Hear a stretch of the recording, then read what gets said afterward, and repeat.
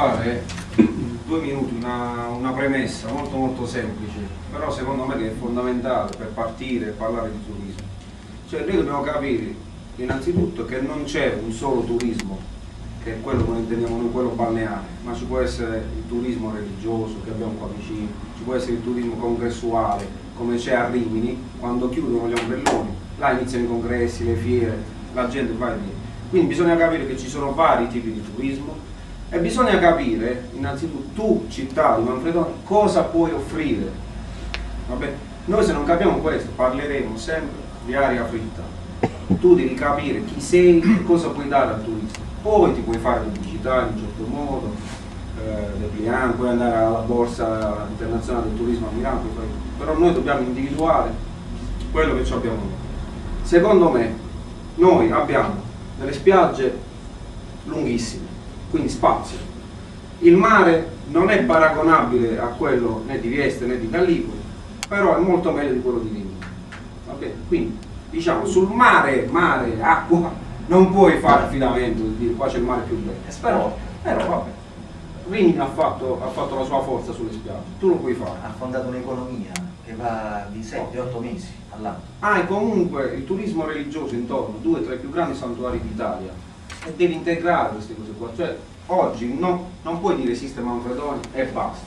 Cioè Manfredonia con il territorio circostante, bisogna lavorare insieme, stile che devono avere i locali, io non so, quasi tutti noi siamo andati a Trani e rimaniamo colpiti, a parte dalla bellezza di Trani dal punto di vista architettonico, però il tipo di locali, se voi vedete, hanno tutti uno stile, con questi ombrelloni bianchi, le seggioline fuori, perché là si è lavorato alle spalle, non è qua dove è tutto improvvisato, dove il titolare del locale esce, no? E oggi chiede, non potevo mettere i sedili, quasi sei così.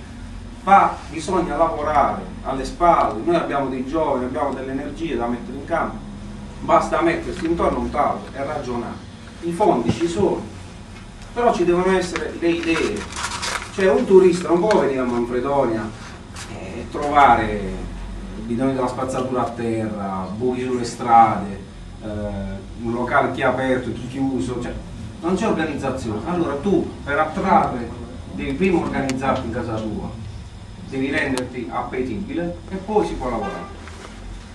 Questo credo che bisogna fare come amministratori, se tu riuscirai a essere... Hai detto una cosa giusta, soprattutto il decoro, hai parlato di decoro, hai parlato di turismo sostenibile sostanzialmente. I nostri punti sono tutti armonizzati tra loro, perché a quello che dici tu si riallaccia la strategia dei rifiuti zero, cioè della raccolta differenziata porta a porta.